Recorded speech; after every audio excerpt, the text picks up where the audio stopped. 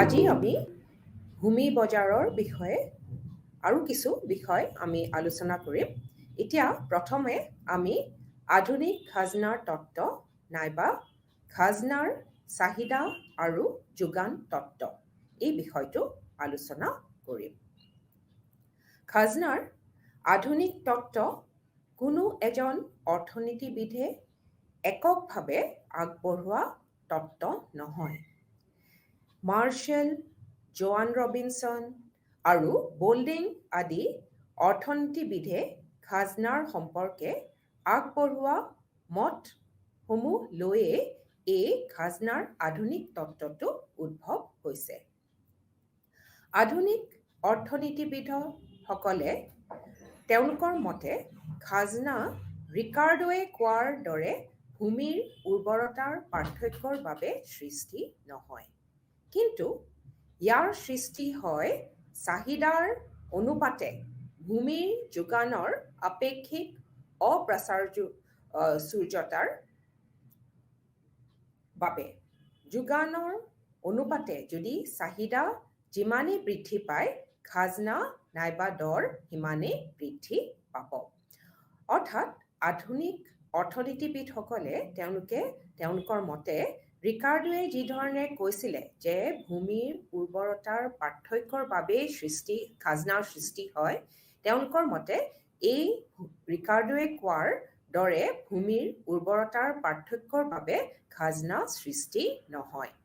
কিন্তু তেওঁলোকে কৈছিলে যে ভূমিৰ খাজনা সৃষ্টি হয় যদি চাহিদাৰ অনুপাতে যোগান যদি কম হয়, অৰ্থাৎ যোগানৰ অনুপাতে চাহিদা যদি বৃদ্ধি পায় বা যিমানেই বৃদ্ধি পায়, খাজনাও নাইবা ভূমিৰ দৰো সিমানেই বৃদ্ধি পাব। গতিকে ভূমিৰ খাজনাৰ চাহিদা আৰু যোগানৰ নিৰ্ধাৰণ কৰে। ভূমিৰ খাজনা চাহিদা আৰু যোগানে নিৰ্ধাৰণ কৰে। সেইবাবে খাজনাৰ আধুনিক তত্ত্বক আমি খাজনাৰ চাহিদা আৰু যোগান তত্ত্ব বুলিও ক'ব পাৰোঁ। এতিয়া আহোঁ আমি ভূমিৰ চাহিদালে।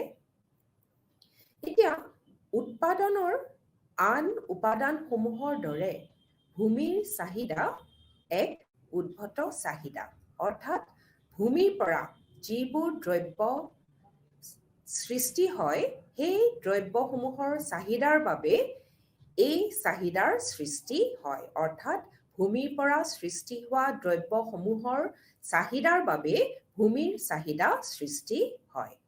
যদি এই দ্ৰব্যসমূহ, যিবোৰ দ্ৰব্য আমাৰ ভূমিৰ পৰা সৃষ্টি হৈছে, এই দ্ৰব্যসমূহৰ চাহিদা যদি হ্ৰাস নাইবা বৃদ্ধি হয়, তেনেহ'লে ভূমিৰ ব্যৱহাৰৰ চাহিদাও আমাৰ হ্ৰাস নতুবা বৃদ্ধি হ'ব আৰু ইয়াৰ ফলস্বৰূপে খাজনাৰ হ্ৰাস নাইবা বৃদ্ধি হ'ব।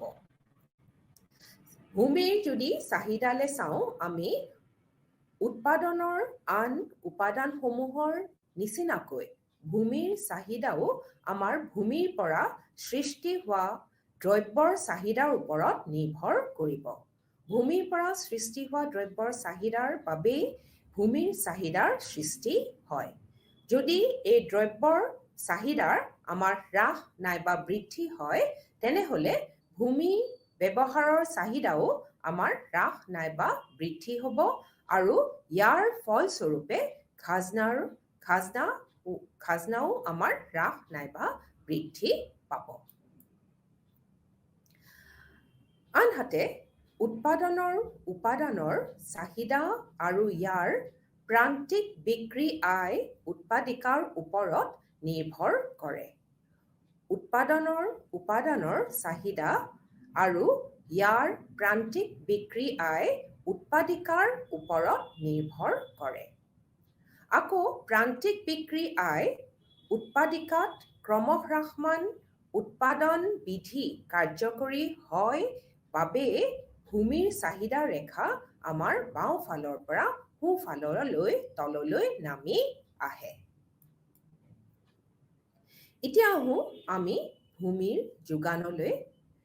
এতিয়া আমি ক'ব পাৰোঁ যে কোনো এক অৰ্থনীতিত ভূমিৰ যোগান আমাৰ সীমিত, কিন্তু ব্যক্তিসকলে আনৰ পৰা আনকি ভূমি অধিগ্ৰহণ কৰি নিজা যোগান বৃদ্ধি কৰিব পাৰে, নতুবা ভূমি এৰি দি যোগান হ্ৰাস কৰিব পাৰে। যদিও অৰ্থনীতিত ভূমিৰ যোগান সীমিত, ব্যক্তিসকলে আনৰ পৰা আনকি ভূমি অধিগ্ৰহণ কৰি নিজৰ ভূমিৰ যোগান হ্ৰাস কৰিব পাৰে। এতিয়া আহোঁ আমি এই 1 নম্বৰ চিত্ৰলে। এই চিত্ৰত অৰ্থাৎ চিত্ৰ 1ত আমি এই ৰেখাডাল হৈছে ভূমিৰ মুঠ চাহিদা ৰেখা। এই চিত্ৰখনত চিত্ৰ 1ত আমি x অক্ষৰেখাত ভূমিৰ পৰিমাণ দেখুৱাইছো আৰু y অক্ষৰেখাত আমি খাজনা দেখুৱাইছো। এই ডি ৰেখাডাল হৈছে আমাৰ ভূমিৰ মুঠ চাহিদা ৰেখা আৰু এছ ৰেখাডাল হৈছে মুঠ যোগান ৰেখা। এই মুঠ যোগান ৰেখাডাল আমি এক উলম্ব সৰল ৰেখাৰ ধৰণে আমি দেখুৱাইছো। এতিয়া এই দুয়োডাল ৰেখা অৰ্থাৎ ডি ৰেখা আৰু এছ ৰেখা আমাৰ এই বিন্দুটোত আমাৰ কটাকটি কৰিছে অৰ্থাৎ ছেদ কৰিছে, আৰু হৈছে আমাৰ ভাৰসাম্য বিন্দু, আৰু এই বিন্দুত আমাৰ এইটো R1 নহয়, এইটো OR হৈছে আমাৰ খাজনা। ঠিক সেইদৰে এই ৰেখাডাল D1 এই চাহিদা ৰেখাত আমাৰ খাজনা হ'ব OR1, আৰু এই D2 ৰেখাত আমাৰ খাজনা হ'ব OR2। আচ্ছা, এইটো ৰেখাডাল আমাৰ আকৌ কৈছো এই ডি হৈছে আমাৰ চাহিদা ৰেখা আৰু এছ হৈছে আমাৰ যোগান ৰেখা। এই বিন্দুটো হৈছে আমাৰ ভাৰসাম্য বিন্দু, য'ত আমাৰ ডি ৰেখাডালে আমাৰ এছ ৰেখাত কটাকটি কৰিছে, ছেদ কৰিছে, আৰু এই ভাৰসাম্য বিন্দুৰ বাবে আমাৰ খাজনাৰ পৰিমাণ হৈছে OR। ঠিক সেইদৰে D1 যদি আমাৰ চাহিদা ৰেখা হয়, এছ হৈছে আমাৰ যোগান ৰেখা, আৰু ইয়াত আমাৰ OR1 হৈছে আমাৰ খাজনা, আৰু D2 যেতিয়া আমাৰ চাহিদা ৰেখা হয় তেতিয়া E2 বিন্দুটো হৈছে আমাৰ ভাৰসাম্য বিন্দু, আৰু OR2 হৈছে আমাৰ খাজনাৰ পৰিমাণ। এতিয়া খাজনাৰ আধুনিক তত্ত্বটোৱে পাৰ্থক্যজনিত খাজনা অৰ্থাৎ ডিফাৰেন্সিয়েল ৰেণ্ট ধাৰণাটো ব্যাখ্যা কৰিছে। এতিয়া আমি ক'ব পাৰোঁ যে আধুনিক তত্ত্বৰ মতে ভূমিৰ খাজনা অন্যান্য উপাদানৰ পাৰিশ্ৰমিকৰ দৰ, চাহিদা আৰু যোগানৰ দ্বাৰা নিৰ্ধাৰণ হোৱাৰ দৰে আমাৰ ভূমিৰ খাজনাও আমাৰ চাহিদা আৰু যোগানৰ দ্বাৰা নিৰ্ধাৰণ হয়। এক বিশেষ ব্যৱহাৰত খাজনা, এই বিষয়টো এতিয়া আমি আলোচনা কৰিম। আমি ইতিমধ্যে সকলো দ্ৰব্যৰ বাবে ভূমিৰ মুঠ যোগানৰ বিশ্লেষণ আমি কৰিলোঁ। এতিয়া সাধাৰণভাৱে ভূমিৰ যোগান আমি সদায় স্থিৰ বুলি আমি ক'ব পাৰোঁ। আন কথাত ক'বলৈ গ'লে ভূমিৰ যোগান সম্পূৰ্ণভাৱে অস্থিতিস্থাপক, অৰ্থাৎ যিকোনো পৰিমাণৰ খাজনাত ভূমিৰ যোগান আমাৰ একে থাকে। সেইবাবে ভূমিৰ কোনো যোগান দৰ নাই বুলি আমি ক'ব পাৰোঁ। সাধাৰণভাৱে যদি আমি কওঁ তেতিয়াহ'লে ভূমিৰ যোগান আমি সদায় স্থিৰ বুলি আমি ধৰিব পাৰোঁ। ভূমিৰ যোগান সম্পূৰ্ণভাৱে অস্থিতিস্থাপক, অৰ্থাৎ যিকোনো পৰিমাণৰ খাজনাত আমাৰ ভূমিৰ যোগান আমাৰ একে থাকে। সেইবাবে আমি ভূমিৰ কোনো যোগান দৰ নাই বুলি কোৱা হয়। এতিয়া আমি কোনো এটা প্ৰতিষ্ঠান বা উদ্যোগ নাইবা এক বিশেষ ব্যৱহাৰৰ বাবে ভূমিৰ চাহিদা আৰু যোগান আমি বিশ্লেষণ এতিয়া কৰিম। এতিয়া এটা বিশেষ গোটৰ বাবে ভূমিৰ চাহিদা ৰেখাডাল আমাৰ ঋণাত্মক হ'ব, কিন্তু ভূমিৰ যোগান ৰেখাৰ ঢাল আমাৰ আনুভূমিক বুলি আমি ধৰিব নোৱাৰোঁ।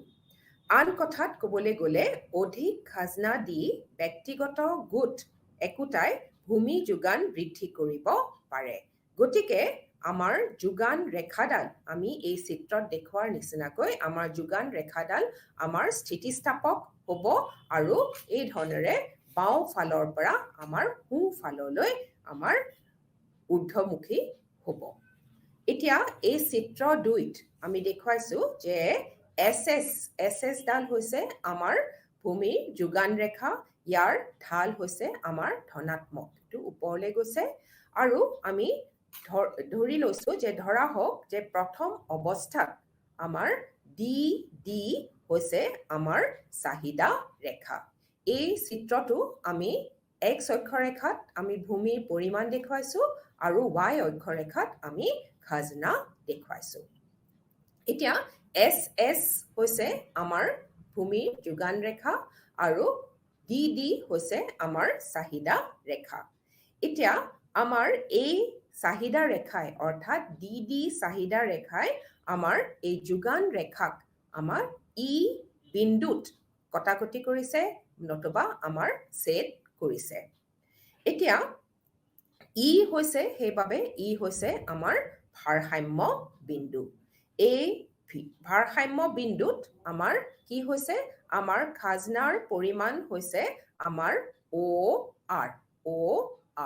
ই হৈছে ভাৰসাম্য বিন্দু আৰু ইত আমাৰ খাজনাৰ পৰিমাণ হৈছে অ' আৰ। আৰু আমাৰ OX ইয়াতে দেখুৱাইছোঁ, OX হৈছে আমাৰ ব্যৱহৃত ভূমিৰ পৰিমাণ।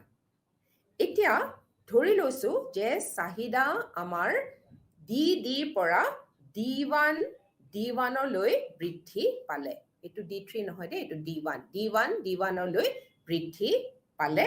আৰু এই D1লৈ চাহিদা বৃদ্ধি পোৱাৰ বাবে এই যোগান ৰেখাক এছ ৰেখাক আমাৰ E1 বিন্দুত ছেদ কৰিছে, আৰু সেইবাবে E1 বিন্দু হ'ব আমাৰ এতিয়া ভাৰসাম্য বিন্দু, আৰু E1 বিন্দুত আমাৰ খাজনাৰ পৰিমাণ হ'ব OR1, আৰু ইয়াৰ ব্যৱহাৰ কৰাৰ ভূমিৰ পৰিমাণ হ'ব আমাৰ OX1।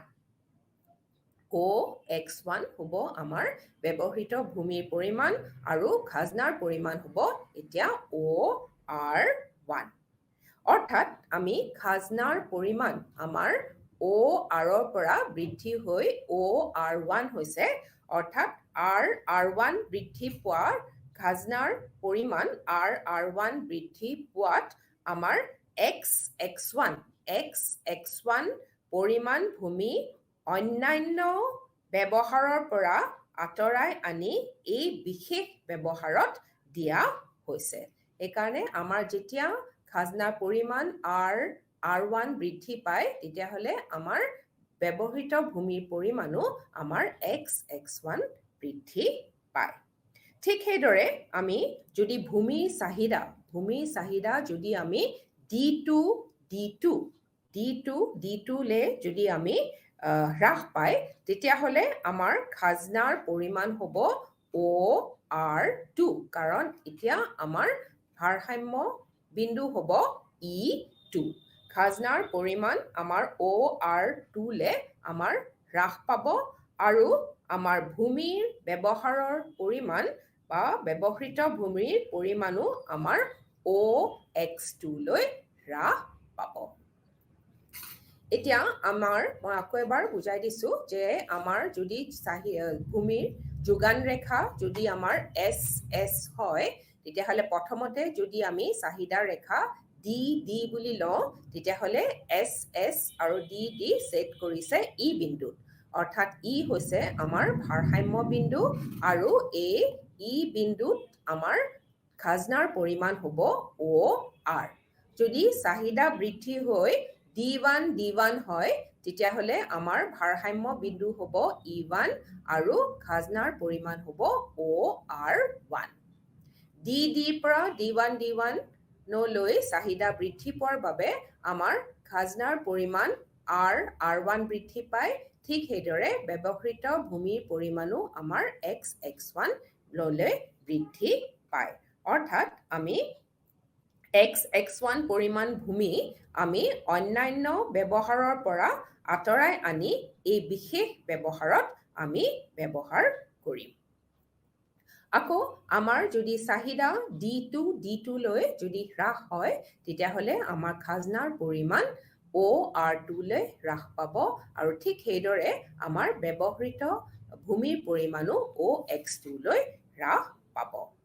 এতিয়া আধুনিক অৰ্থনীতিবিদসকলৰ মতে ভূমিৰ ক্ষেত্ৰত যিটো প্ৰযোজ্য সি অন্যান্য উপাদানৰ ক্ষেত্ৰতো প্ৰযোজ্য।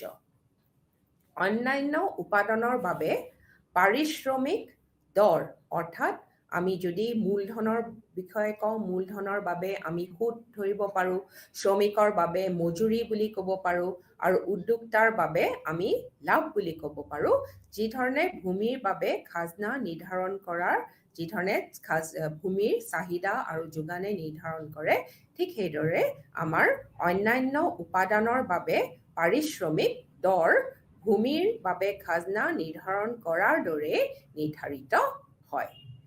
জোৱান ৰবিনছৰ মতে কোনো এটা উপাদানৰ অপ্ৰাচুৰ্যতাৰ বাবে খাজনাৰ সৃষ্টি হয়। যিকোনো উপাদানৰ যোগান চাহিদাতকৈ যদি অস্থিতিস্থাপক হয় তেতিয়াই খাজনাৰ সৃষ্টি হয়।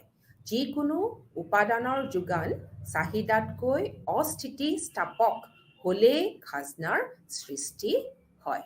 এতিয়া আমি উপাদানৰ হস্তান্তৰ পাওনাৰ উদ্বৃত্ত হিচাপে খাজনাক বুজাব পাৰি। এতিয়া উপাদানৰ হস্তান্তৰ পাওনাৰ অধিক হিচাপে লাভ কৰা উদ্বৃত্ত হিচাপেও আমি খাজনাৰ সংজ্ঞা দিব পাৰোঁ। হস্তান্তৰ পাওনা বুলিলে কোনো এটা এককে আন শ্ৰেষ্ঠ বিকল্প ব্যৱহাৰত আহৰণ কৰিব পৰা মুদ্ৰাৰ পৰিমাণক বুজোৱা হয়। খাজনাৰ উদ্বৃত্ত হিচাপে সৃষ্টি হয় যেতিয়া কোনো এটা উপাদানৰ যোগান কম স্থিতিস্থাপক। ভূমি নাইবা যিকোনো উপাদানৰ যেতিয়া যোগান কম স্থিতিস্থাপক হয় তেতিয়াহ'লে খাজনা উদ্বৃত্ত হিচাপে সৃষ্টি হ'ব পাৰে। যোগানৰ স্থিতিস্থাপকতা আমি তিনিটা সম্ভাৱ্য অৱস্থাত পাব পাৰোঁ। খাজনাৰ উদ্বৃত্ত হিচাপে সৃষ্টি হয় কেতিয়া? যেতিয়া কোনো এটা উপাদানৰ যোগান কম স্থিতিস্থাপক। যোগানৰ স্থিতিস্থাপকতা তিনিটা সম্ভাৱ্য অৱস্থাত আমি পাব পাৰোঁ। এই তিনিটা সম্ভাৱ্য অৱস্থা আমি এটা এটাকৈ কৈ দিছোঁ। এটা উপাদানৰ যোগান পূৰ্ণভাৱে যদি স্থিতিস্থাপক হয় তেতিয়াহ'লে খাজনা আমাৰ শূন্য হ'ব। দ্বিতীয়তে, এটা উপাদানৰ যোগান পূৰ্ণভাৱে অস্থিতিস্থাপক হ'লে উপাদানৰ সমগ্ৰ দৰক খাজনা বুলি ধৰা হ'ব। আকৌ এই দুটা চৰম অৱস্থাৰ মাজৰ অৱস্থাত অৰ্থাৎ যোগান স্থিতিস্থাপক কিন্তু পূৰ্ণভাৱে স্থিতিস্থাপক নহয় তেতিয়াহ'লে আমাৰ খাজনাৰ সৃষ্টি হ'ব। এই তিনিটা অৱস্থাত খাজনা হস্তান্তৰ পাওনা উদ্বৃত্ত হিচাপে পৃথক পৃথক হ'ব। এতিয়া উপাদান এটাৰ যোগান ৰেখা আমি পূৰ্ণভাৱে যদি আমি অস্থিতিস্থাপক হয়, এই ধৰণৰ আমি এই 3 নম্বৰ চিত্ৰত আমি সেইটো দেখুৱাইছোঁ, য'ত আমাৰ উপাদান এটাৰ যোগান ৰেখা আমাৰ পূৰ্ণভাৱে অস্থিতিস্থাপক, পাৰফেক্টলি ইনইলাষ্টিক। এই চিত্ৰত আমি দেখুৱাইছো, এই চিত্ৰত 3 নম্বৰ চিত্ৰত আমি x অক্ষৰেখাত উৎপাদনৰ উপাদানৰ পৰিমাপ আমি কৰিছো আৰু y অক্ষৰেখাত আমি উপাদানৰ দৰ আমি দেখুৱাইছো। উৎপাদনৰ উপাদান এটাৰ যোগান ৰেখা পূৰ্ণভাৱে যদি আমাৰ অস্থিতিস্থাপক হয় তেতিয়াহ'লে হস্তান্তৰ পাওনা আমাৰ শূন্য হ'ব। ই কোনো বিশেষ পৰিমাণৰ জনসংখ্যাৰ ক্ষেত্ৰত দেখা যায় য'ত আন কোনো ব্যৱহাৰলৈ ইয়াক বদলি বা হস্তান্তৰ কৰিব নোৱাৰি। এনে উপাদানৰ যোগান আমাৰ সম্পূৰ্ণভাৱে স্থিৰ আৰু মাত্ৰ এটা ব্যৱহাৰেহে তাৰ মাত্ৰ এটা ব্যৱহাৰহে আছে, ব্যৱহাৰ কৰা হওক বা নহওক। এতিয়া ন্যূনতম যোগান দৰ 0 হ'ব পাৰে। তেনে উপাদানৰ প্ৰকৃত দৰ তাৰ চাহিদাই নিৰ্ণয় কৰে। এতিয়া আমি চিত্ৰ 3ত আমি দেখিছো যে DD হৈছে আমাৰ চাহিদা ৰেখা আৰু SS হৈছে আমাৰ যোগান ৰেখা। এই দুটা ৰেখা আমাৰ ই বিন্দুত ছেদ কৰিছে। উপাদানৰ দৰ হৈছে আমাৰ OP। উপাদানৰ দৰ হৈছে OP। এই দৰ নাইবা সকলোখিনি আয় আমি উদ্বৃত্ত বুলি ক'ব পাৰো আৰু সেইবাবে আমাৰ খাজনা। এতিয়া যদি আমাৰ উপাদানৰ ৰেখাডাল যদি বা উপাদানৰ যোগান ৰেখাডাল এই ধৰণৰ হয়, আমি যদি পাৰফেক্টলি ইলাষ্টিক হয়, অৰ্থাৎ উপাদানৰ আমাৰ যোগান ৰেখাডাল যদি আমাৰ পূৰ্ণভাৱে স্থিতিস্থাপক হয় তেতিয়াহ'লে আমি এই 4 নম্বৰ চিত্ৰত দেখুওৱাৰ দৰে হ'ব আৰু তেন্তে আমাৰ প্ৰকৃত আয় বা পাওনা হস্তান্তৰ আয়ৰ সমান হ'ব, কাৰণ উপাদানৰ দৰ আমাৰ স্থিৰ। উদাহৰণস্বৰূপে আমি পূৰ্ণ প্ৰতিযোগিতাত এখন ব্যক্তিগত প্ৰতিষ্ঠানৰ যোগান যদি আমি পূৰ্ণভাৱে স্থিতিস্থাপক বুলি আমি কওঁ তেতিয়াহ'লে এই ক্ষেত্ৰত কি হ'ব, চাহিদা ৰেখাই ব্যৱহাৰ কৰা উপাদানৰ ভাৰসাম্য পৰিমাণ নিৰ্ধাৰণ কৰিব। ইয়াত খাজনা কিন্তু আমাৰ 0 হ'ব। কাৰণ কিয়? কাৰণ উপাদানে ইয়াৰ হস্তান্তৰ পাওনা অধিক কোনো উদ্বৃত্ত লাভ নকৰিব। বাস্তৱ ক্ষেত্ৰত কোনো উপাদানৰ যোগান আমাৰ কিন্তু পূৰ্ণভাৱে স্থিতিস্থাপক নহয়। এতিয়া আমি ধৰি লওঁ যে উপাদানৰ যোগান ৰেখা আমাৰ স্থিতিস্থাপক কিন্তু পূৰ্ণভাৱে স্থিতিস্থাপক নহয়। গতিকে উপাদানৰ আয়ৰ বা উপাদানৰ দৰ এটা অংশ আমাৰ খাজনা। জোৱান ৰবিনছনৰ মতে উপাদানৰ ন্যূনতম যোগান দৰৰ অধিকখিনিয়ে আমাৰ উদ্বৃত্ত। উৎপাদনৰ কোনো উপাদানক কোনো কামত নিযুক্ত ৰাখিবলৈ হ'লে যি ন্যূনতম আয়ৰ প্ৰয়োজন হয় তাতকৈ অধিক যি উদ্বৃত্ত আয় সেই উপাদানে উপাৰ্জন কৰে সিয়ে খাজনাৰ ধাৰণাৰ মূল কাৰণ। এতিয়া ন্যূনতম যোগান দৰ উপাদানৰ হস্তান্তৰ পাওনা বা আয়ক আমাৰ বুজায়। কিন্তু অপ্ৰচুৰ যোগানৰ বাবে উপাদানে ইয়াৰ হস্তান্তৰ পাওনা নাইবা ন্যূনতম যোগান দৰতকৈ আমাৰ অধিক পাৰিশ্ৰমিক লাভ কৰে। হস্তান্তৰ পাওনাৰ উদ্বৃত্তখিনিয়ে আমাৰ উপাদানৰ খাজনা। এতিয়া যদি আমি অনিৰ্দিষ্ট বা নন স্পেচিফিক উপাদানৰ ক্ষেত্ৰত আমি যোগান ৰেখাৰ ঢাল আমি ধনাত্মক নাইবা স্থিতিস্থাপক বুলি কওঁ, তো এই ক্ষেত্ৰত যদি উপাদানক ন্যূনতম যোগান দৰ দিয়া নহয় তেন্তে ই বৰ্তমানৰ ব্যৱহাৰ পৰিহাৰ কৰি আন বিকল্প উৎকৃষ্ট ব্যৱহাৰত অন্তৰ্ভুক্ত হ'ব। ইয়াক আমি এই 5 নম্বৰ চিত্ৰৰ সহায়ত আমি দেখুৱাইছোঁ ইয়াত কি হৈছে এই চিত্ৰত কি হৈছে আমি x অক্ষৰেখাত আমি উপাদানৰ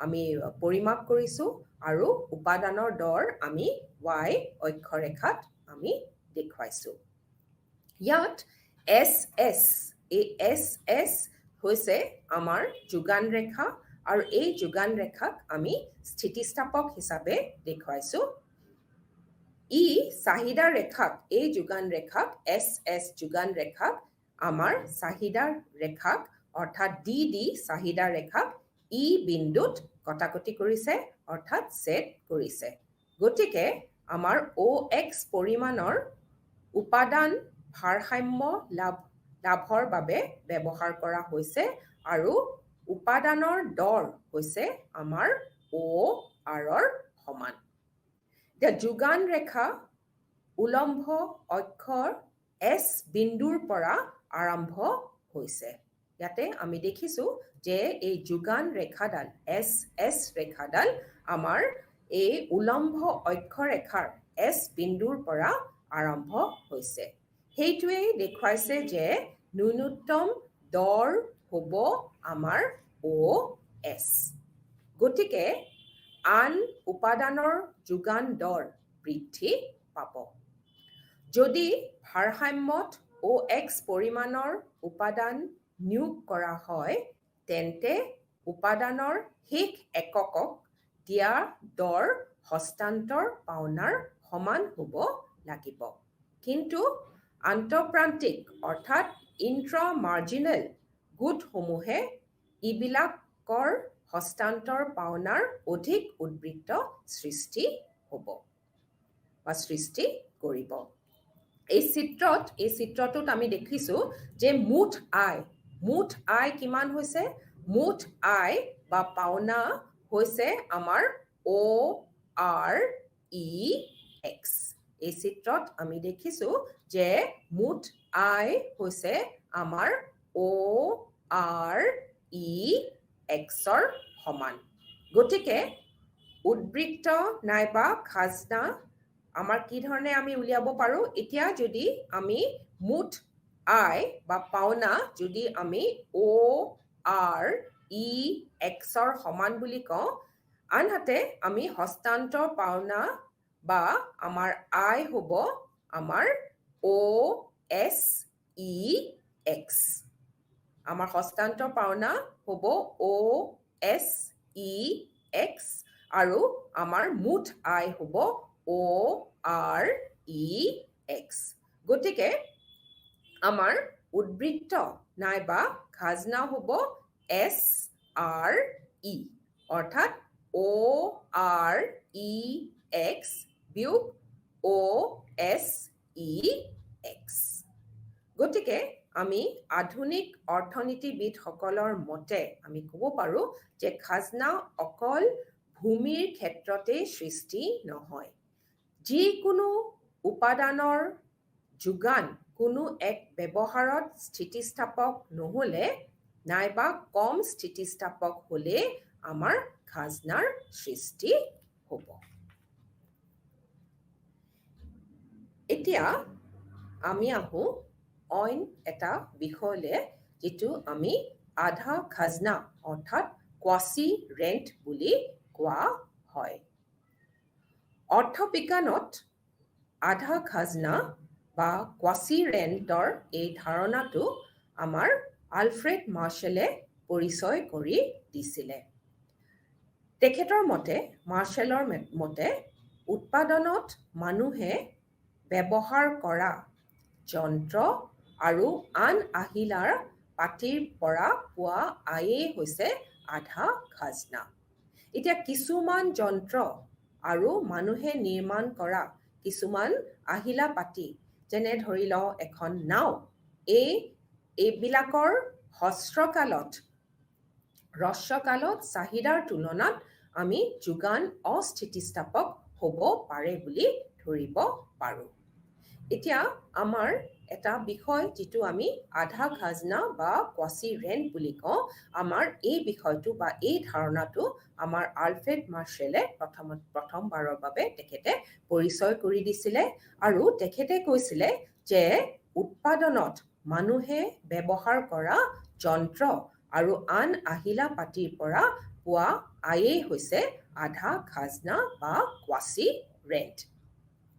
এতিয়া কিছুমান যন্ত্ৰ আৰু মানুহে নিৰ্মাণ কৰা কিছুমান আহিলা পাতি আছে যাৰ আমি হ্ৰস্বকালত তাৰ চাহিদাৰ তুলনাত যোগান আমি অস্থিতিস্থাপক হ'ব পাৰে। ধৰি লওঁ যে কোনো এটা সময়ত বা কোনো এটা ঋতুত যদি হঠাতে যদি আমাৰ মাছৰ চাহিদা যথেষ্ট পৰিমাণে বৃদ্ধি পায়, তেতিয়াহ'লে কি হ'ব? এই মাছ মাৰিবলৈ আমাৰ নাৱৰ দৰকাৰ হ'ব। যেতিয়া মাছৰ চাহিদা যথেষ্ট বৃদ্ধি পায় তেতিয়া আমাৰ নাৱৰ চাহিদাও বৃদ্ধি পাব। কিন্তু আমি এই নাৱৰ যোগান আমি ৰাতিটোৰ ভিতৰতে বৃদ্ধি কৰিব নোৱাৰোঁ। সেইবাবে বৰ্তমানে থকা নাওকেইখনে আমি সচৰাচৰ পাই থকা স্বাভাৱিক উপাৰ্জনতকৈ কিছু অতিৰিক্ত উপাৰ্জন লাভ কৰিব। মাৰ্শ্বেলে ইয়াকে আধা খাজনা বা কোৱাচি ৰেণ্ট বুলি কৈছিলে। যেতিয়া এটা সময়ত নাৱৰ যদি যোগান আমাৰ বৃদ্ধি পায় তেতিয়াহ'লে কিন্তু এই আধা খাজনা আৰু নোহোৱা হৈ যাব। এটা উদাহৰণৰ সহায়ত এই কোৱাচি ৰেণ্টটো আমি সহজে বুজিব পাৰিম। এতিয়া ধৰি লৈছোঁ যে কোনো এটা সময়ত কোনো এটা ঋতুত যদি আমাৰ মাছৰ চাহিদা যদি আমাৰ বৃদ্ধি পায় আৰু এই মাছ মাৰিবলৈ যদি আমি নাৱৰ ব্যৱহাৰ কৰোঁ তেতিয়াহ'লে আমাৰ মাছৰ চাহিদা বৃদ্ধি পোৱাৰ লগে লগে আমাৰ নাৱৰ চাহিদাও বৃদ্ধি পাব। কিন্তু আমি এই নাৱৰ যোগান আমি ৰাতিটোৰ ভিতৰতেতো আমি বৃদ্ধি কৰিব নোৱাৰোঁ। আমি নাৱৰ যোগান খুব সোনকালেতো আমি বৃদ্ধি কৰিব নোৱাৰোঁ। সেইবাবে এতিয়া বৰ্তমান সেই নাওকেইখনে যি স্বাভাৱিক উপাৰ্জন কৰি আছিলে তাতকৈ যিহেতুকে চাহিদা বৃদ্ধি হৈছে তাতকৈ অতিৰিক্ত উপাৰ্জন কৰিবলৈ সক্ষম হ'ব। মাৰ্শ্বেলে ইয়াকে আধা খাজনা বুলি আখ্যা দিছিলে। যেতিয়া এটা সময়ত এই নাৱৰ যোগান বৃদ্ধি কৰা সম্ভৱ হ'ব তেতিয়াহ'লে কিন্তু আধা খাজনা নাইকিয়া হ'ব বা নোহোৱা হ'ব। এতিয়া এই আধা খাজনাত আমাৰ হ্ৰস্বকালত মুঠ পৰিৱৰ্তনশীল ব্যয়ৰ ওপৰত অৰ্জন কৰা মুঠ ৰাজহৰ অতিৰিক্ত হিচাপেও আখ্যা দিয়া হয়। আধা খাজনাক হ্ৰস্বকালত মুঠ পৰিৱৰ্তনশীল ব্যয়ৰ ওপৰত অৰ্জন কৰা মুঠ ৰাজহৰ অতিৰিক্ত হিচাপেও আমাৰ আখ্যা দিয়া হয়। ধৰি লৈছোঁ আমাৰ আধা খাজনাৰ সমান হৈছে আমাৰ মুঠ ৰাজহ বিয়োগ মুঠ পৰিৱৰ্তনশীল ব্যয়। এতিয়া এইখিনি আমি এটা চিত্ৰৰ সহায়ত আমাৰ আধা খাজনাৰ এই ধাৰণাটো আমি ব্যাখ্যা কৰিব পাৰিম। এই চিত্ৰটোলৈ মন কৰা, এই 6 নম্বৰ চিত্ৰটোলৈ মন কৰিলে আমি দেখিম যে এই 6 নম্বৰ চিত্ৰত আমি X অক্ষৰেখাত আমি যন্ত্ৰৰ সংখ্যা আমি দেখুৱাইছোঁ আৰু Y অক্ষৰেখাত যন্ত্ৰৰ দাম আমি দেখুৱাইছোঁ। এতিয়া চিত্ৰ 6 নম্বৰ চিত্ৰ 6ত আমাৰ P হৈছে আমাৰ দৰ। এতিয়া প্ৰতিষ্ঠানখনে যেতিয়া ON পৰিমাণৰ উৎপাদন আৰু OPEN পৰিমাণৰ মুঠ ৰাজহ লাভ কৰিছে তেতিয়া ই সৰ্বাধিক লাভ অৰ্জনৰ স্তৰত উপনীত হৈছে। এই চিত্ৰত আমি P হৈছে আমাৰ দৰ। প্ৰতিষ্ঠানখনে যেতিয়া ON পৰিমাণৰ উৎপাদন আৰু OPEN পৰিমাণৰ মুঠ ৰাজহ লাভ কৰিছে তেতিয়া এই প্ৰতিষ্ঠানখনে সৰ্বাধিক লাভ অৰ্জনৰ স্তৰত উপনীত হৈছে, সৰ্বাধিক লাভ অৰ্জন কৰিছে। এতিয়া প্ৰতিষ্ঠানখনে ONBA হৈছে প্ৰতিষ্ঠানখনে ONBA পৰিমাণৰ পৰিৱৰ্তনশীল ব্যয় ইয়াৰ পৰিৱৰ্তনশীল উপাদানসমূহত খৰচ কৰিছে। এই প্ৰতিষ্ঠানখনে ONBA পৰিমাণৰ পৰিৱৰ্তনশীল ব্যয় ইয়াৰ পৰিৱৰ্তনশীল উপাদানসমূহত বা উপাদানটোত আমাৰ খৰচ কৰিছে। ইয়াৰ অৰ্থ হ'ল মুঠ ৰাজহৰ এই ব্যয়খিনি যদি আমি বাদ দিওঁ, এই ব্যয়খিনি বাদ দিয়াৰ পাছত বাকী ৰোৱা আয়খিনি যথাক্ৰমে আমি ABEP বাকী ৰোৱা আয়খিনিয়ে হৈছে আধা খাজনা। এই আধা খাজনা স্থায়ী উপাদানটোৱে লাভ কৰিছে। এতিয়া এই প্ৰতিষ্ঠানখনে ONBA পৰিমাণৰ পৰিৱৰ্তনশীল ব্যয় ইয়াৰ পৰিৱৰ্তনশীল উপাদানটোত খৰচ কৰিছে।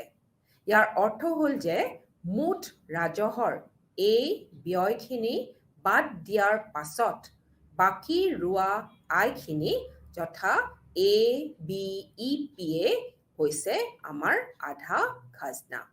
এই আধা খাজনাখিনি স্থায়ী উপাদানটোৱে লাভ কৰিছে।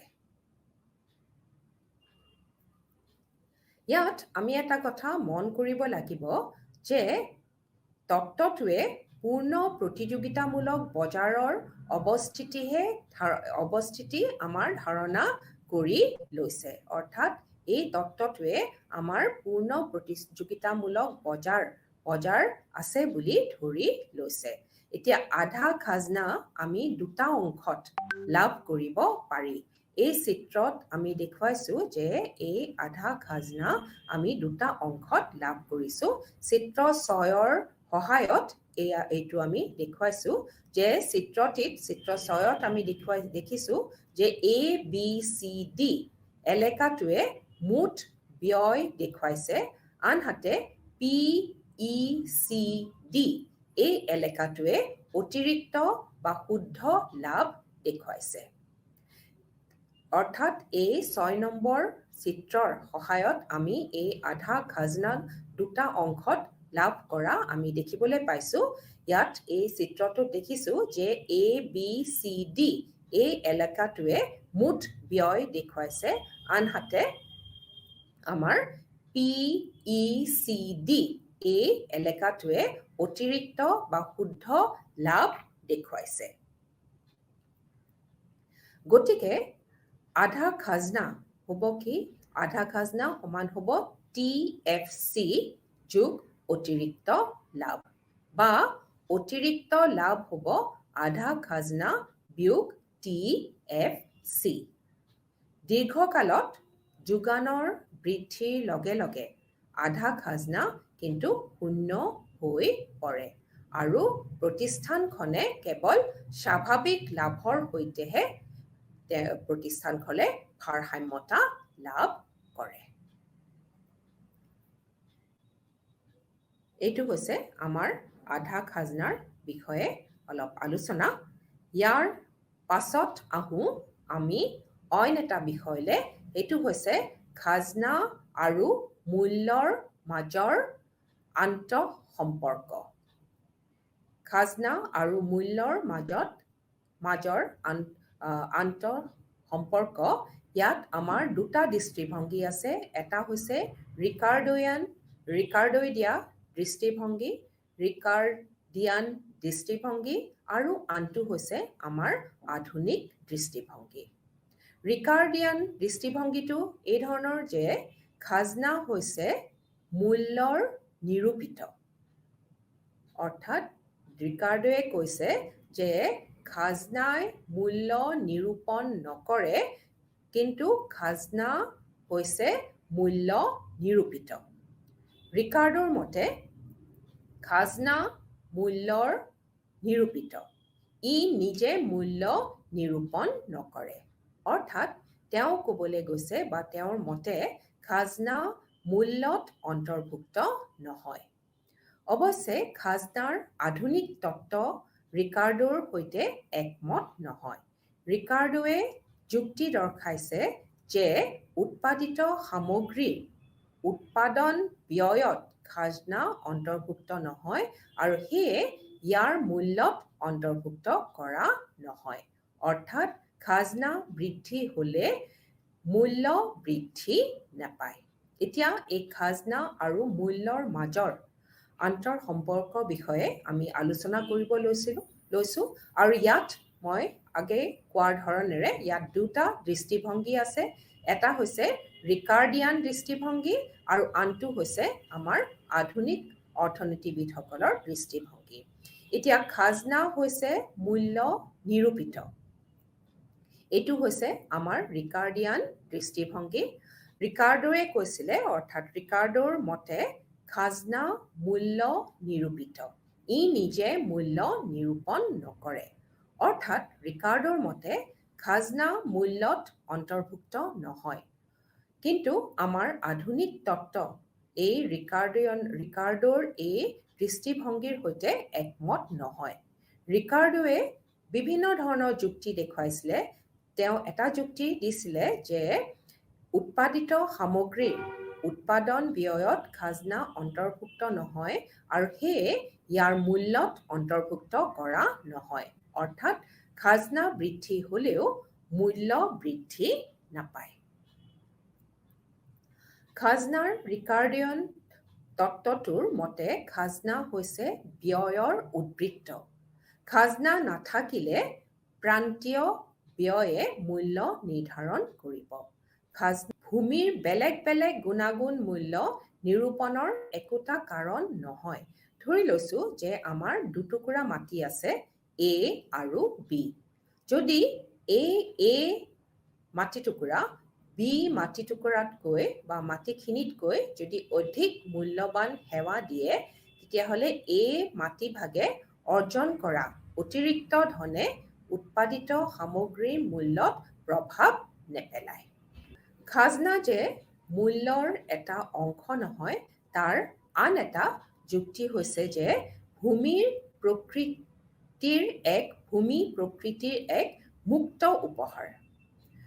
ভূমিৰ মুঠ যোগান চম্ভালিবলৈ ধনৰ আৱশ্যকতা নাথাকে। এই অৰ্থত খাজনা ভূমিৰ যোগান মূল্যৰ এটা অংশ নহয় আৰু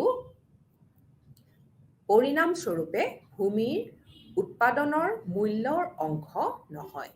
যিহেতু ভূমিৰ যোগান অস্থিতিস্থাপক, সেয়ে উৎপাদিত সামগ্ৰীৰ প্ৰতিযোগিতা মূল্য বা দামৰ অধীনত যিয়ে অৰ্জন কৰে ভূমিৰ বাবে সেয়ে পৰ্যাপ্ত। খাজনা যে মূল্যৰ এটা অংশ নহয়, তাৰ আৰু এটা যুক্তি আছে। এই যুক্তিটো হৈছে যে ভূমি হৈছে আমাৰ প্ৰকৃতিৰ এক মুক্ত দান। ভূমি হৈছে প্ৰকৃতিৰ এক মুক্ত দান আৰু ভূমিৰ মুঠ যোগান আমি চম্ভালিবলৈ বা ভূমিৰ মুঠ যোগান চম্ভালিবলৈ কোনো ধনৰ আমাৰ আৱশ্যকতা আমাৰ নাথাকে। এই অৰ্থত খাজনা ভূমিৰ যোগান মূল্যৰ এটা অংশ নহয় আৰু এই পৰিণামস্বৰূপে আমাৰ ভূমিৰ উৎপাদনৰ মূল্যৰ অংশ নহয়।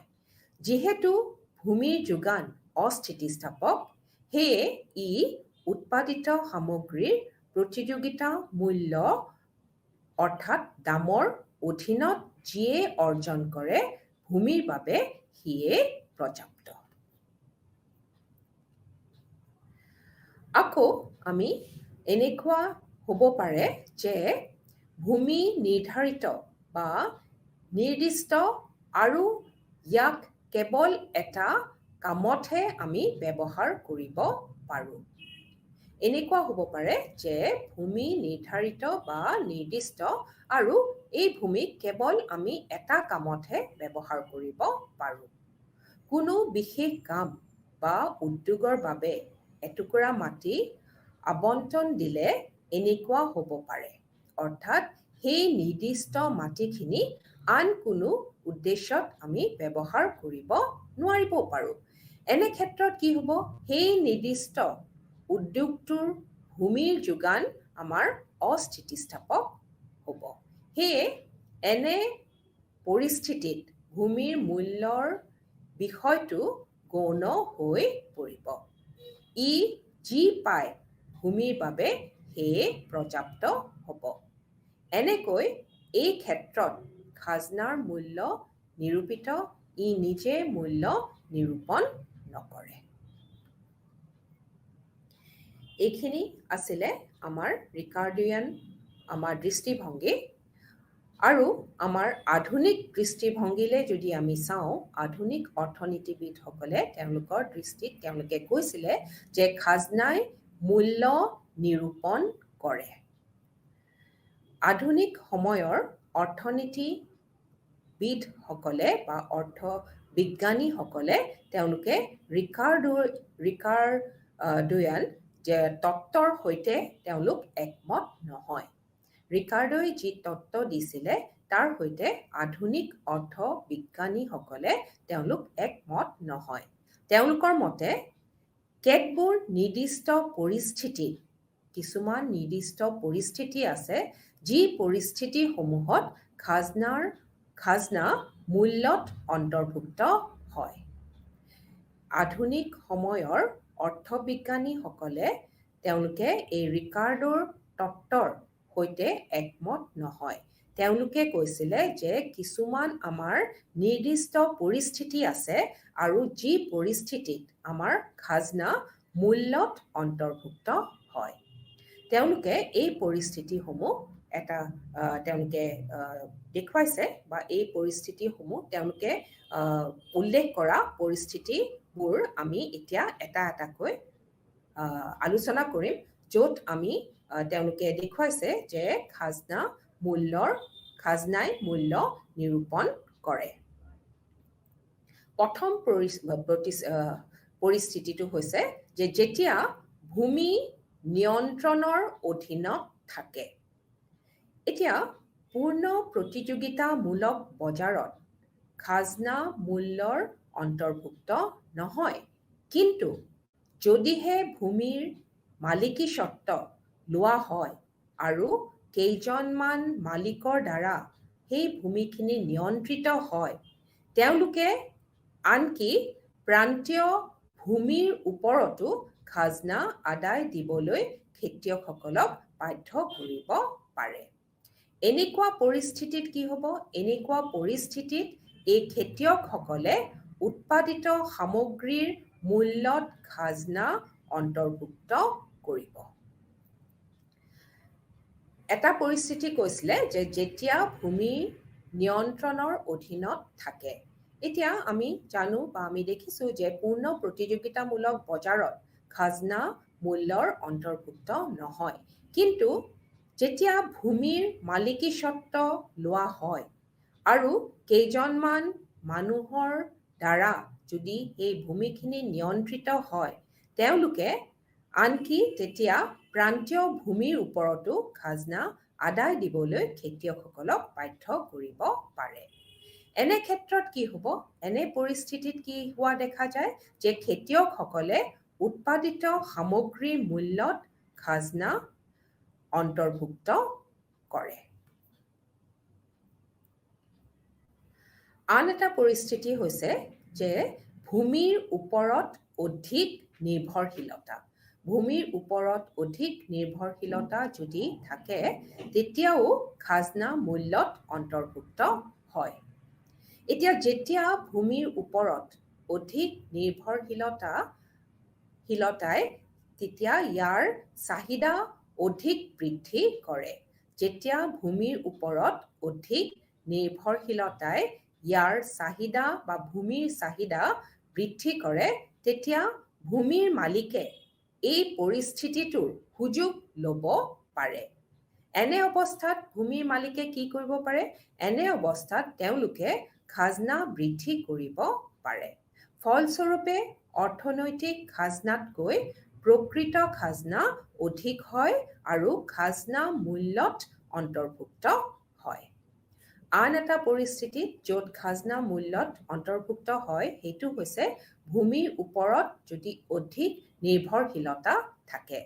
যেতিয়া ভূমিৰ ওপৰত অধিক নিৰ্ভৰশীলতা হয় বা অধিক নিৰ্ভৰশীলতা থাকে, যেতিয়া ভূমিৰ ওপৰত অধিক নিৰ্ভৰশীলতাই ইয়াৰ চাহিদা বৃদ্ধি কৰিব পাৰে, ইয়াৰ চাহিদা অধিক বৃদ্ধি কৰিব পাৰে, তেতিয়া ভূমিৰ মালিকে কি কৰে?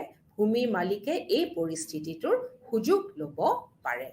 এনে অৱস্থাত তেওঁলোকে খাজনা বৃদ্ধি কৰি দিব পাৰে আৰু তাৰ ফলস্বৰূপে অৰ্থনৈতিক খাজনাতকৈ আমাৰ প্ৰকৃত খাজনা অধিক হোৱা দেখা যায় আৰু খাজনা মূল্যত অন্তৰ্ভুক্ত হয়।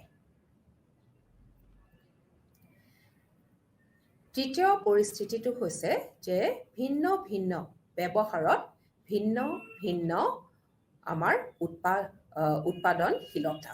এতিয়া কিছুমান ক্ষেত্ৰত আমাৰ শস্যৰ বিভিন্নতাৰ বাবে উৎপাদনশীলতা আমাৰ ভিন্ন ভিন্ন হ'ব পাৰে। ধৰি লওঁ যে এটুকুৰা নিৰ্দিষ্ট মাটিত মৰাপাটতকৈ আমাৰ ধানৰ উৎপাদন অধিক ভাল হ'ব পাৰে। গতিকে সেই টুকুৰা মাটিত ধান খেতি কৰি নিৰ্দিষ্ট উদ্বৃত্ত উপাৰ্জন কৰা হয়। কিন্তু যদি মাটি টুকুৰা মৰাপাটৰ খেতিত আমি যদি ব্যৱহাৰ কৰোঁ, ইয়াৰ উপাৰ্জন কিন্তু আমাৰ কম হ'ব। কিন্তু খেতিয়কসকলে ধানৰ ক্ষেত্ৰত প্ৰযোজ্য খাজনাই তেওঁলোকে কিন্তু আদায় দিব লাগিব। এবিধ উদ্বৃত্ত হিচাপে খাজনা মৰাপাটৰ ব্যয়ত অন্তৰ্ভুক্ত হ'ব। সেয়ে খাজনা মূল্যত অন্তৰ্ভুক্ত হয়। মই আকৌ কৈছোঁ এই 3 নম্বৰ পৰিস্থিতিটো যে ভিন্ন ভিন্ন ব্যৱহাৰত ভিন্ন ভিন্ন উৎপাদনশীলতা। এতিয়া কিছুমান ক্ষেত্ৰত শস্যৰ বিভিন্নতাৰ বাবে আমাৰ উৎপাদনশীলতা ভিন্ন ভিন্ন হ'ব পাৰে। উদাহৰণস্বৰূপে এটুকুৰা নিৰ্দিষ্ট মাটিত মৰাপাটতকৈ ধানৰ উৎপাদন যদি আমাৰ অধিক ভাল হয়, তেতিয়াহ'লে কি হ'ব? সেই টুকুৰা মাটিত ধান খেতি কৰি নিৰ্দিষ্ট উদ্বৃত্ত উপাৰ্জন কৰা হয়। কিন্তু যদি মাটি টুকুৰা মৰাপাটৰ খেতিত ব্যৱহাৰ কৰা হয়, তো ইয়াৰ উপাৰ্জন কিন্তু আমাৰ কম হ'ব। কিন্তু খেতিয়কজনে ধানৰ ক্ষেত্ৰত প্ৰযোজ্য খাজনাই তেওঁ কিন্তু আদায় দিব লাগিব। এবিধ উদ্বৃত্ত হিচাপে খাজনা মৰাপাটৰ ব্যয়ত অন্তৰ্ভুক্ত হ'ব। সেয়ে খাজনা মূল্যত অন্তৰ্ভুক্ত হ'ব। এতিয়া আৰু এটা আমাৰ পৰিস্থিতি হ'ব পাৰে যে যেতিয়া উৰ্বৰা ভূমিৰ নাটনি, উৰ্বৰা ভূমিৰ যদি নাটনি হয়, তেনে ক্ষেত্ৰতো আমাৰ এনে পৰিস্থিতি হ'ব পাৰে যে উৰ্বৰা ভূমি আমি জানো যে ফাৰ্টাইল লেণ্ড বা উৰ্বৰা ভূমি আমাৰ সীমিত। যেতিয়া একোটা বিশেষ উদ্দেশ্যত এটুকুৰা বিশেষ মাটি ব্যৱহৃত হয়, বিকল্প কামৰ বাবে ইয়াৰ উপলব্ধতা আমাৰ নোহোৱা হয়। সেয়ে বিশিষ্ট গুণ সম্পন্ন এই ভূমিৰ পাৰস্পৰিক নাটনিয়ে ইয়াৰ মূল্য নিৰ্ধাৰণ কৰে। দৰাচলতে এনে পৰিস্থিতিত উক্ত ভূমিৰ ব্যৱহাৰ কৰোঁতাই আদায় দিয়া খাজনাই ইয়াৰ মূল্যক প্ৰভাৱান্বিত কৰে। পৰোক্ষভাৱে আমি খাজনাই মূল্যত প্ৰভাৱ পেলায় বুলি আমি এনে অৱস্থাত ক'ব পাৰোঁ। এতিয়া আমি দুই ধৰণৰ আমি আলোচনা কৰিলোঁ যে অৰ্থাৎ আমি ৰিকাৰ্ডোৰ দৃষ্টিভংগীৰ বিষয়ে আমি আলোচনা কৰিলোঁ আৰু ঠিক সেইদৰে আমি আধুনিক দৃষ্টিভংগীৰো আমি আলোচনা কৰিলোঁ। এই কথাটোত অৰ্থাৎ খাজনা আৰু মূল্যৰ মাজৰ সম্পৰ্কৰ। এতিয়া ৰিকাৰ্ডৰ মতে বা ৰিকাৰ্ডিয়ান আমি দৃষ্টিভংগীটো হৈছে যে খাজনা হৈছে মূল্য নিৰূপিত। আৰু আমি আধুনিক দৃষ্টিভংগীটো আমি পালোঁ যে তেওঁলোকে কৈছিলে যে আমাৰ খাজনাই মূল্য নিৰূপণ কৰে। এই আধুনিক দৃষ্টিভংগী আধুনিক সময়ৰ অৰ্থনীতিবিদসকলে বা অৰ্থবিজ্ঞানীসকলে তেওঁলোকে এই ৰিকাৰ্ডোৰ তত্ত্বৰ সৈতে তেওঁলোক একমত নহয়। তেওঁলোকৰ মতে যে কিছুমান আমাৰ নিৰ্দিষ্ট পৰিস্থিতি আছে আৰু যি নিৰ্দিষ্ট পৰিস্থিতিত আমাৰ খাজনা মূল্যত অন্তৰ্ভুক্ত হ'ব পাৰে। এই পৰিস্থিতিবোৰ তেওঁলোকে কৈছিলে যে 1 নম্বৰ হ'ব পাৰে যে যেতিয়া ভূমি নিয়ন্ত্ৰণৰ অধীনত থাকে। ভূমি যেতিয়া নিয়ন্ত্ৰণৰ অধীনত থাকে তেতিয়া আমাৰ খাজনা আমাৰ মূল্যত অন্তৰ্ভুক্ত হয়। যে পূৰ্ণ প্ৰতিযোগিতামূলক বজাৰত আমাৰ খাজনা মূল্যত অন্তৰ্ভুক্ত নহয়, কিন্তু যেতিয়া এনে পৰিস্থিতি আহে যে য'ত ভূমি নিয়ন্ত্ৰণৰ অধীনত থাকে তেনে ক্ষেত্ৰত কিন্তু আমাৰ খাজনা মূল্যৰ অন্তৰ্ভুক্ত হ'ব পাৰে। ঠিক সেইদৰে তেওঁলোকে আন এটা পৰিস্থিতি কৈছিলে যে য'ত খাজনা মূল্যত অন্তৰ্ভুক্ত হ'ব, এনে পৰিস্থিতিটো হৈছে যে ভূমিৰ ওপৰত অধিক নিৰ্ভৰশীলতা। যেতিয়া ভূমিৰ ওপৰত অধিক নিৰ্ভৰশীলতা থাকে তেতিয়াহ'লে ভূমিৰ চাহিদা অধিক বৃদ্ধি পায় আৰু তেতিয়া ভূমিৰ মালিকসকলে সেই পৰিস্থিতিটোৰ সুযোগ ল'ব পাৰে। এনে অৱস্থাত তেওঁলোকে কি কৰিব পাৰে? তেওঁলোকে খাজনা বৃদ্ধি কৰি দিব পাৰে আৰু তাৰ ফলস্বৰূপে আধুনিক অৰ্থনৈতিক খাজনাতকৈ প্ৰকৃত খাজনা আমাৰ অধিক হ'ব পাৰে আৰু সেই সময়ত সেইবাবে আমাৰ খাজনা মূল্যত অন্তৰ্ভুক্ত হোৱা আমি দেখিবলৈ পাওঁ। আৰু এটা পৰিস্থিতিৰ বিষয়ে তেওঁলোকে কৈছে যে ভিন্ন ভিন্ন ব্যৱহাৰত ভিন্ন ভিন্ন উৎপাদনশীলতা। এতিয়া কিছুমান ক্ষেত্ৰত শস্যৰ বিভিন্নতাৰ বাবে আমাৰ উৎপাদনশীলতা আমাৰ ভিন্ন ভিন্ন হ'ব পাৰে। একে টুকুৰা মাটিয়ে আমাৰ মৰাপাটতকৈ ধানৰ উৎপাদনৰ ক্ষেত্ৰত আমাৰ অধিক ভাল হ'ব পাৰে। গতিকে সেই টুকুৰা মাটিত আমি যদি ধান খেতি কৰোঁ তেতিয়াহ'লে নিৰ্দিষ্ট আমি উদ্বৃত্ত আমি উপাৰ্জন কৰিম। আৰু কিন্তু ধান খেতি নকৰি সেই টুকুৰা মাটিত যদি আমি মৰাপাট খেতিৰ কাৰণে আমি ব্যৱহাৰ কৰোঁ তেতিয়াহ'লে তাৰ পৰা পোৱা উপাৰ্জন কিন্তু আমাৰ কম হ'ব। কিন্তু সেই খেতিয়কজনে তেওঁলোকৰ ধানৰ ক্ষেত্ৰত আমাৰ প্ৰযোজ্য খাজনাই তেওঁ আদায় দিব লাগিব। এতিয়া এইবিধ উদ্বৃত্তৰ হিচাপে খাজনা মৰাপাটৰ ব্যয়ত অন্তৰ্ভুক্ত হ'ব আৰু সেইবাবে খাজনা মূল্যত অন্তৰ্ভুক্ত হ'ব। আৰু শেষৰ পৰিস্থিতিটো আমি কৈছিলোঁ যে উৰ্বৰা ভূমিৰ নাটনি। উৰ্বৰা ভূমি আমাৰ সীমিত আৰু উৰ্বৰা ভূমিৰ নাটনিৰ বাবে আমাৰ খাজনাই মূল্যত প্ৰভাৱ পেলাব পাৰে। যেতিয়া কোনো একোটা বিশেষ উদ্দেশ্যত এটুকুৰা বিশেষ মাটি আমি ব্যৱহাৰ কৰোঁ, বিকল্প কামৰ বাবে ইয়াৰ উপলব্ধতা নোহোৱা হয়, সেই বিশিষ্ট গুণ সম্পন্ন এই ভূমিৰ পাৰস্পৰিক নাটনি ইয়াৰ মূল্য নিৰ্ধাৰণ কৰে আৰু আমাৰ তেতিয়াই আমি কি পাওঁ যে খাজনাই মূল্যত প্ৰভাৱ পেলোৱা আমি দেখিবলৈ